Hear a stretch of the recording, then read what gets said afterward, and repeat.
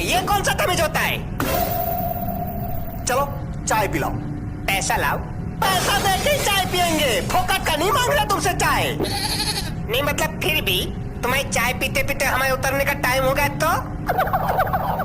अच्छा ठीक ले हो, पी लो चाय। अब हमको चाय नहीं हैं? अब हमको चाय नहीं पीनी? क्या है? मूड नहीं है हमारी।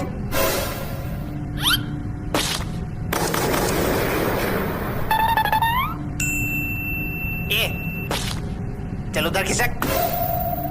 बेटा थोड़ा कायदे में बात कर लियो। कायदा जाए तेल लेने, उधर खिसक। नहीं खिसके तो ऐसा उठा के फेंकेंगे ना ट्रेन से, पटरी पे घसी जाओगे गिट्टी खाते हुए। चल खिसक उधर।